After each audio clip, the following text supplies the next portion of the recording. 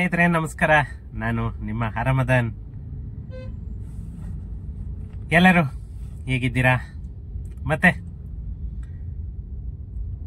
ಈ ದಿನದ ವಿಶೇಷ ಏನಂತ ಅಂದ್ರೆ, ಇಡೀ ನಮ್ಮ ಕರ್ನಾಟಕ ರಾಜ್ಯದ ಗ್ರಾಮೀಣಾಭಿವೃದ್ಧಿಯಿಂದ ಹಿಡಿದು ಸಿಟಿವರೆಗೂ ಎಲ್ಲರೂ ಕಾಯ್ತಾ ಇರುವಂತಹ ಒಂದು 11B ಖಾತಾ. ರೆವಿನ್ಯೂ ಸೈಟ್ಗಳಿಗೆ ಏನು ಏಪ್ರಿಲ್ ಅಲ್ಲೇನೆ ಒಂದು ಅನೌನ್ಸ್ ಅಂತ ಮಾಡ್ತು ನಮ್ಮ ಕರ್ನಾಟಕ ಸರ್ಕಾರ. ಆದ್ರೆ ಇಲ್ಲಿವರೆಗೂ ಕೂಡ ಯಾವುದೇ ಪಂಚಾಯಿತಿಯಲ್ಲಿ ಬಿ ಖಾತಾ ಮಾಡಲಿಕ್ಕೆ ಯಾವುದೇ ಪರ್ಮಿಷನ್ ಅನ್ನ ಕೊಡ್ಲಿಲ್ಲ.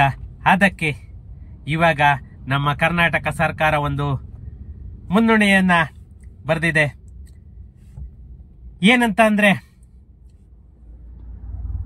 ಈ ನಮ್ಮ ಕರ್ನಾಟಕ ರಾಜ್ಯದಲ್ಲಿ ಇರುವಂತಹ ಅನಧಿಕೃತ ಪ್ರಾಪರ್ಟಿಗಳಿಗೆ ಕೂಡ ಬಿ ಖಾತಾವನ್ನ ಇಶ್ಯೂ ಮಾಡಬೇಕು, ಮತ್ತೆ ಬಿ ಖಾತಾ ಬದಲಿಗೆ ಎ ಖಾತಾವನ್ನೇ ಇಶ್ಯೂ ಮಾಡಬೇಕು ಅನ್ನೋದು ಒಂದು ಗೊಂದಲದಲ್ಲಿ ಕರ್ನಾಟಕ ಸರ್ಕಾರ ಎಲ್ಲ ಮುಂದೂಡ್ಕೊಂಡೋಯ್ತು. ಇವಾಗ ಅದಕ್ಕೆ ಒಂದು ಪುಲಿಸ್ ಸ್ಟಾಪ್ ಇಡೋ ಸಮಯ ಕೂಡ ಬಂದಿದೆ ಅಂತಲೇನೆ ಹೇಳಬೇಕು. ಈ ಗ್ರಾಮ ಪಂಚಾಯಿತಿಯಲ್ಲಿರುವಂತಹ ಎಲ್ಲ ಆಸ್ತಿಗಳಿಗೂ ಈ ಸ್ವತ್ತು 11B ಖಾತಾ ವಿತರಣೆಗೆ ಆದೇಶವನ್ನ ನಮ್ಮ ಕರ್ನಾಟಕ ಸರ್ಕಾರ ಓಡಿಸೋದಕ್ಕೆ ಎಲ್ಲ ಕಸರತ್ತನ್ನು ಕೂಡ ಮಾಡ್ತಾ ಇದೆ. ಇದಕ್ಕಿಂತ ಗುಡ್ ನ್ಯೂಸ್ ಬೇಕಾ? ಎಲ್ಲರೂ ಕಾಯ್ತಾ ಇರೋದಿದೆ, ಯಾವಾಗ ಬಿಡ್ತಾರೆ ರೆವಿನ್ಯೂ ಸೈಟ್ಸ್ಗೆ ಖಾತಾ ಯಾವಾಗ ಬಿಡ್ತಾರೆ ಅಂತ ಎಲ್ಲರೂ ಕೇಳ್ತಾ ಇದ್ರಿ. ಅದೇನೇನೆ ಈ ವಿಡಿಯೋದಲ್ಲಿ ಅದ್ರ ಬಗ್ಗೆ ಮಾತಾಡೋಣ. ಅದಕ್ಕೂ ಮುಂಚೆ ಇನ್ನು ನನ್ನ ಚಾನಲ್ ಅನ್ನ ಯಾರೆಲ್ಲ ಸಬ್ಸ್ಕ್ರೈಬ್ ಮಾಡ್ಕೊಂಡಿಲ್ಲ, ಪ್ಲೀಸ್ ಸಬ್ಸ್ಕ್ರೈಬ್ ಮಾಡ್ಕೊಳ್ಳಿ. ಹಾಗೇನೆ ನನ್ನ ವಿಡಿಯೋಸ್ ಅನ್ನ ಶೇರ್ ಮಾಡೋ ಮುಖಾಂತರ ನನಗೆ ಸಪೋರ್ಟ್ ಮಾಡಿ ಅಂತ ಹೇಳ್ತಾ ಟೈಮ್ ವೇಸ್ಟ್ ಮಾಡೋದು ಬೇಡ, ನಾವು ವಿಡಿಯೋಗೆ ಎಂಟರ್ ಆಗೋಣ. ನಮ್ಮ ಕರ್ನಾಟಕ ಸರ್ಕಾರ ಗ್ರಾಮೀಣ ಪ್ರದೇಶಗಳಲ್ಲಿ ಏನು ಆಸ್ತಿ ನಿರ್ವಹಣೆ ಮತ್ತೆ ದಾಖಲೆಗಳನ್ನ ಡಿಜಿಟಲ್ ರೂಪದಲ್ಲಿ ಸುಗಮವಾಗಿಸಲು ಹೊಸ ಯೋಜನೆಗಳನ್ನ ತಗೊಂಡ್ ಬಂತು. ಅದರಲ್ಲಿ ಪ್ರಮುಖವಾದದ್ದು ಈ ಸ್ವತ್ತು ಮತ್ತೆ 11B ಆಸ್ತಿ ನೋಂದಣಿ ಪ್ರಕ್ರಿಯೆಯನ್ನ ಸೆಪ್ಟೆಂಬರ್ ಮತ್ತೆ ಅಕ್ಟೋಬರ್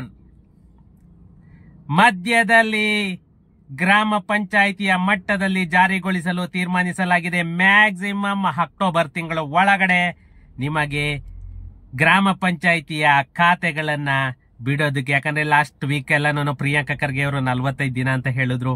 ಇನ್ನೇನಿದು ಆಗಸ್ಟ್ ಮುಗಿತಾ ಬಂತು. Maximum September end or October ಮೊದಲನೇ ವಾರದಲ್ಲಿ ಎಲ್ಲ ಬಿಡೋದಕ್ಕೆ ಸಿದ್ಧತೆಯನ್ನ ಮಾಡಿಕೊಳ್ಳಲಾಗಿದೆ. ಈ ಯೋಜನೆಯು ಆಸ್ತಿ ಹಕ್ಕುಗಳು ಮತ್ತೆ ತೆರಿಗೆ ಸಂಗ್ರಹಣೆ ಮತ್ತೆ ಭೂ ದಾಖಲೆಗಳಿಗೆ ಸಂಬಂಧಿಸಿದಂತೆ ಅನೇಕ ಸಮಸ್ಯೆಗಳನ್ನ ಪರಿಹಾರ ಮಾಡಬೇಕು ಅಂತಲೇನೆ ಇವರು 11B ಖಾತಾವನ್ನ ತಗೊಂಡ್ ಬಂದಿದ್ದು. ಯಾಕಂತಂದ್ರೆ ಈ ಡಿಜಿಟಲ್ ರೂಪದಲ್ಲಿ ನಾವೇನಾದ್ರೂ ಖಾತಾ ತಗೊಂಡ್ ಬಂದ್ರೆ ಯಾವುದೇ ಫ್ರಾಡ್ ಆಗೋದು ಕೂಡ ನಾವು ತಡಿಬಹುದು ಅಂತ ಹೇಳ್ಬಿಟ್ಟು ನಮ್ಮ ಕರ್ನಾಟಕ ಸರ್ಕಾರ ಈ ಖಾತಾ ಅನ್ನೋ ಒಂದು ಕಾನ್ಸೆಪ್ಟ್ ಅನ್ನ ತಗೊಂಡ್ ಬಂತು. ಆದರೆ ಅದರಲ್ಲಿ BBMPಯಲ್ಲಿ ಬಿಟ್ರು, ಮುನ್ಸಿಪಲ್ ಅಲ್ಲಿ ಬಿಟ್ರು, ಪುರಸಭೆ ನಗರಸಭೆ ಎಲ್ಲ ಕಡೆಗೂ ಬಿಟ್ರು. ಕೊನೆಗೆ ಸುಮಾರು 1 ಕೋಟಿ ಪ್ರಾಪರ್ಟಿ ಏನು ಇದೆ ರೂರಲ್ ಲಿಮಿಟ್ ಅಲ್ಲಿ ಅದಕ್ಕೆ ಬಿಡೋದಕ್ಕೆ ಸುಮಾರು ಅಡೆತಡೆಗಳು ಬಂತು.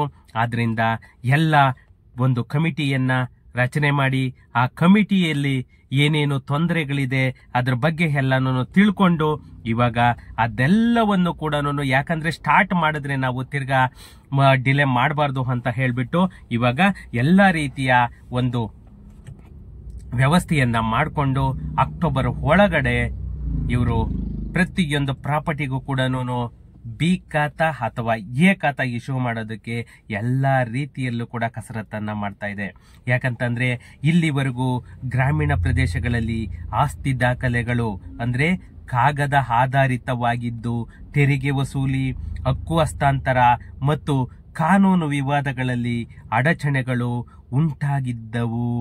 ಯಾಕಂತಂದ್ರೆ ಇವರು ಅಪ್ಲಿಕೇಶನ್ ಅನ್ನ ಬಿಟ್ರು, ಆದ್ರೆ ಅಲ್ಲಿ PDO ಆಗ್ಬೋದು, RI ಆಗ್ಬೋದು, VA ಆಗ್ಬೋದು ಕರೆಕ್ಟ್ ಆಗಿ ಮ್ಯಾನೇಜ್ ಮಾಡೋದಕ್ಕೆ ಬರ್ತಾ ಇರಲಿಲ್ಲ.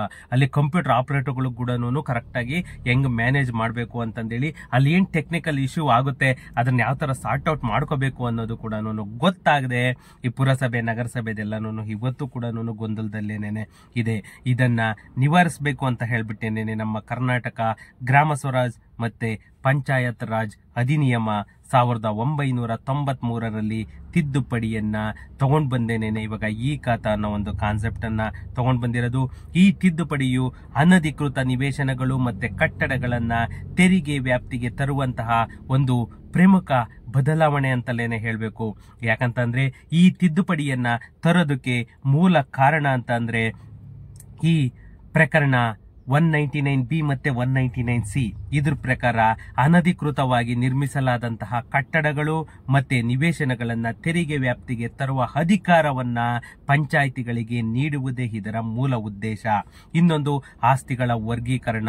ಯಾಕಂತಂದ್ರೆ ಸರ್ಕಾರಿ ಭೂಮಿ ಆಗ್ಬೋದು, ಖಾಸಗಿ ಭೂಮಿ ಆಗ್ಬೋದು, ಅಥವಾ ಅರಣ್ಯ ಭೂಮಿ ಆಗ್ಬೋದು, ಯಾವ ತರ ನೀವು ಡಿವೈಡ್ ಮಾಡ್ತೀರಾ, ಯಾವುದಕ್ಕೆ ತೆರಿಗೆ ಕಟ್ಟಬೇಕು, ಯಾವ ಪ್ರಾಪರ್ಟಿ ಗವರ್ನಮೆಂಟ್ ಸೇರಿರೋದು. ಯಾಕಂದ್ರೆ ಎಷ್ಟೋ ಜನ ಇಲ್ಲಿಗಲ್ ಆಗಿ ಪ್ರಾಪರ್ಟಿಗಳನ್ನ ಅಕ್ವೈರ್ ಮಾಡಿಕೊಂಡು ಆ ಪ್ರಾಪರ್ಟಿಗಳನ್ನ ಅನುಭವಿಸ್ತಾ ಇದ್ರು. ಅದೆಲ್ಲವನ್ನ ತಡಿಬೇಕು ಅಂತ ಹೇಳ್ಬಿಟ್ಟೇನೇನೆ ಆಸ್ತಿಗಳ ವರ್ಗೀಕರಣ ಅನ್ನೋದನ್ನು ಕೂಡ ಮಾಡಿದ್ರು.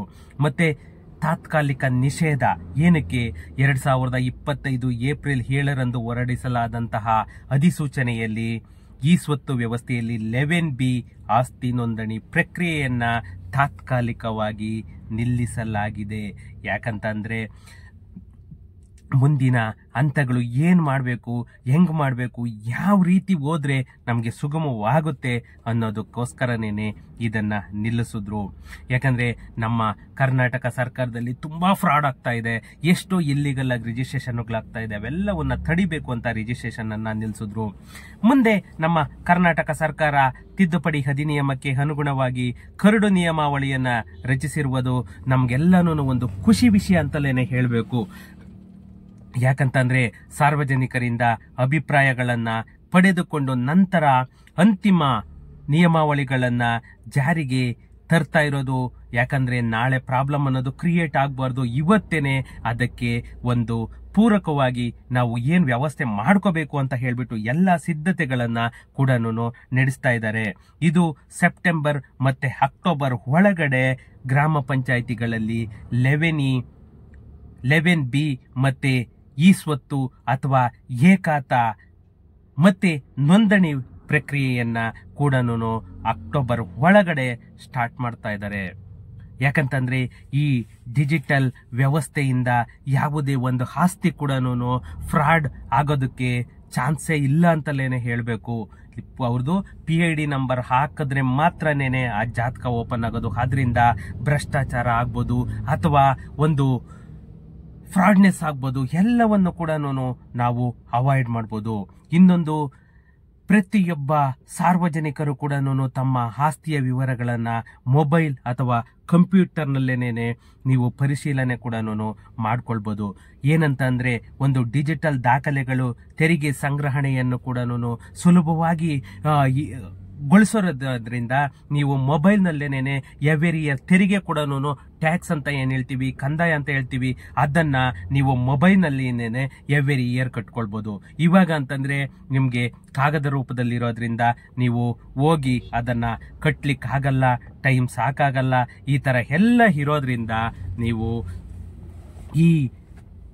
ಈ ಖಾತಾ ಅನ್ನೋದು ಮಾಡಿಸ್ಕೊಬಿಟ್ರೆ ನಿಮ್ಗೆ ಪ್ರತಿಯೊಂದು ಪ್ರಯೋಜನ ಕೂಡ ಪಡಿಬಹುದು. ಅದಕ್ಕೆ ಹೇಳಕ್ಕೆ ಇಲ್ಲ, ಅಷ್ಟು ಪ್ರಯೋಜನಗಳು ನಿಮ್ಗೆ ಈ ಖಾತೆಯಿಂದ ಸಿಗುತ್ತೆ.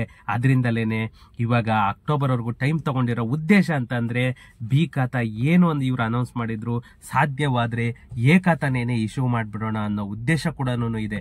ಬಿ ಖಾತಾನು ಕೊಡ್ತಾರೆ, ಪ್ಲಸ್ ನಿಮ್ಗೆ ಪಾಸಿಬಿಲಿಟಿ ಇತ್ತು ಅಂದ್ರೆ ಖಾತಾ ಕೂಡ ಮಾಡಿಸ್ಕೊಳ್ಬಹುದು. ಈ ನಮ್ಮ ಕರ್ನಾಟಕ ಸರ್ಕಾರವು ಈ ಗವರ್ನೆನ್ಸ್ ತಂತ್ರಜ್ಞಾನವನ್ನ ಬಳಸಿಕೊಂಡು ಇದೊಂದು ಹೊಸ ತಂತ್ರಜ್ಞಾನನ ಕೂಡ ಬಳಸ್ಕೊಳ್ತಾ ಇದ್ದಾರೆ. ಇದನ್ನ ಗ್ರಾಮೀಣ ಪ್ರದೇಶಗಳಲ್ಲಿ ಡಿಜಿಟಲ್ ಸೌಲಭ್ಯಗಳನ್ನ ವಿಸ್ತರಣೆ ಮಾಡೋದಕ್ಕೋಸ್ಕರನೇನೆ ಈ ಗವರ್ನೆನ್ಸ್ ಅನ್ನೋ ಒಂದು ತಂತ್ರಜ್ಞಾನ, ಒಂದು ಟೆಕ್ನಾಲಜಿನ ಕೂಡ ಇವರು ಬಳಸ್ತಾ ಇದ್ದಾರೆ. ಯಾಕಂತಂದ್ರೆ ಗ್ರಾಮೀಣ ಪ್ರದೇಶಗಳಲ್ಲಿ ಈ ಸ್ವತ್ತು ಪೋರ್ಟಲ್ ಮೂಲಕ ನಾಗರಿಕರು ತಮ್ಮ ಆಸ್ತಿ ದಾಖಲೆಗಳನ್ನ ಡೌನ್ಲೋಡ್ ಮಾಡಿಕೊಳ್ಳಲು, ಮುದ್ರಿಸಿಕೊಳ್ಳಲು ಮತ್ತೆ ಹಸ್ತಾಂತರಿಸಲು ಸಾಧ್ಯವಾಗ್ತಾ ಇದೆ. ಅದರಿಂದ ಈ ಗವರ್ನೆನ್ಸ್ ಅನ್ನೋ ಒಂದು ಟೆಕ್ನಾಲಜಿ, ಒಂದು ಸಾಫ್ಟ್ವೇರ್ ಅನ್ನು ಕೂಡ ನಮ್ಮ ಕರ್ನಾಟಕ ಸರ್ಕಾರ ತಗೊಂಡ್ ಬರ್ತಾ ಇದೆ. ಮುಂದಿನ ಹಂತದಲ್ಲಿ GIS ಮ್ಯಾಪಿಂಗ್ ಮತ್ತೆ ಇನ್ನೊಂದು ಬ್ಲಾಕ್ ಚೈನ್, ಏನು ಆ ಬ್ಲಾಕ್ ಚೈನ್ ತಂತ್ರಜ್ಞಾನವನ್ನು ಕೂಡ ಇದ್ರ ಜೊತೆ ಮರ್ಜನ್ನ ಮಾಡಿ ಸೇರಿಸಿ ದಾಖಲೆಗಳನ್ನ ಇನ್ನಷ್ಟು ಸುರಕ್ಷಿತಗೊಳಿಸೋದು ಕೂಡ ನಮ್ಮ ಕರ್ನಾಟಕ ಸರ್ಕಾರ ಒಂದು ಪ್ರಯತ್ನವನ್ನು ಕೂಡ ಮಾಡ್ತಾ ಇದ್ದಾರೆ.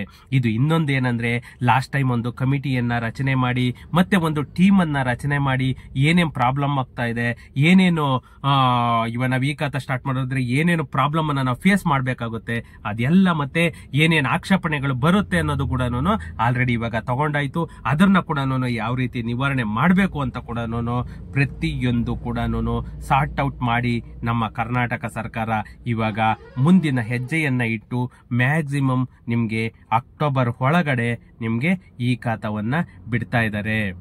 ಪ್ರತಿಯೊಬ್ರು ಕೂಡ ಬಿಟ್ಟ ತಕ್ಷಣನೇನೆ ಈ ಖಾತಾವನ್ನ ಮಾಡಿಸ್ಕೊಳ್ಳಿ. ಅದ್ರೊಳಗಡೆ ಏನಾದ್ರೂ ಒಂದು ವೇಳೆ ಖಾತಾ ಏನಾದ್ರೂ ಅನೌನ್ಸ್ ಮಾಡಿದ್ರೆ ಅದಕ್ಕಿಂತ ಪುಣ್ಯ ಬೇರೆ ಇಲ್ಲ. ಎಷ್ಟೇ ಖರ್ಚಾದ್ರೂ ಕೂಡ, ಯಾಕಂದ್ರೆ ನಾನು ಹೇಳ್ದಾಗೇನೇನೆ ಗ್ರಾಮೀಣ ಪ್ರದೇಶಗಳಿಗೆ ಬಜೆಟ್ ವೈಸ್ ಅದು ಅನೌನ್ಸ್ ಆಗುತ್ತೆ ನನ್ನ ಅನಿಸಿಕೆ ಪ್ರಕಾರ. ನೋಡೋಣ, ಯಾಕಂತಂದ್ರೆ ಮಾನ್ಯ ಸಿದ್ದರಾಮಯ್ಯ ಅವರು ಇನ್ನೂ ಅದೇನೋ ಅನೌನ್ಸ್ ಮಾಡಿಲ್ಲ. ಬರೀ ಸಿಟಿ ಲಿಮಿಟ್ ಮಾತ್ರನೇನೆ ಅದು 250 ರೂಪೀಸ್ ಪರ್ ಸ್ಕ್ವೇರ್ ಫೀಟ್ ಅನ್ನೋ ತರ ಖಾತಾಗೆ ಒಂದು ಬೆಟರ್ಮೆಂಟ್ ಚಾರ್ಜ್ ಅನ್ನ ಫಿಕ್ಸ್ ಆಗಿದೆ. ಇನ್ನು ರೂರಲ್ ಲಿಮಿಟ್ ಅಲ್ಲಿ ಆಗಿಲ್ಲ. ಯಾಕಂತಂದ್ರೆ ರೂರಲ್ ಅಲ್ಲಿ ಪ್ರಾಪರ್ಟಿ ವ್ಯಾಲ್ಯೂ ಕಡಿಮೆ ಇರೋದ್ರಿಂದ ನಿಮ್ಗೆ ಅಷ್ಟೆಲ್ಲ ಖರ್ಚುಗಳು ಬರೋದಿಲ್ಲ. ಅದರಿಂದ ಒಂದು ವೇಳೆ ಖಾತಾ ಏನಾದ್ರೂ ಅನೌನ್ಸ್ ಮಾಡಿದ್ರೆ ಪ್ಲೀಸ್ ಎಲ್ಲರೂ ಕೂಡ ಬಿ ಖಾತಾ ಬದಲಿಗೆ ಖಾತಾವನ್ನ ಮಾಡಿಸ್ಕೊಳ್ಳಿ. ಇಲ್ಲ ಬಿಟ್ಟೇ ಇಲ್ಲ, ಬರೀ ಬಿ ಖಾತಾ ಕೊಡ್ತಾ ಇದ್ದಾರೆ ಅಂತಂದ್ರೆ ಇವಾಗ ಅಕ್ಟೋಬರ್ ಒಳಗಡೆ, October is the dead line, ಅದ್ರ ಒಳಗಡೆನೆ ನಿಮ್ಗೆ ಅನೌನ್ಸ್ ಆಗುತ್ತೆ. ಅನೌನ್ಸ್ ಆದ ತಕ್ಷಣ ಹೇಳ್ತೇನೆ, ಪ್ರತಿಯೊಬ್ರು ಕೂಡ ಮಾಡಿಸ್ಕೊಳ್ಳಿಕ್ಕೆ ರೆಡಿಯಾಗಿರಿ. ಓಕೆ ಫ್ರೆಂಡ್ಸ್, ಸಿಗೋಣ ನೆಕ್ಸ್ಟ್ ವಿಡಿಯೋದಲ್ಲಿ. Thank you.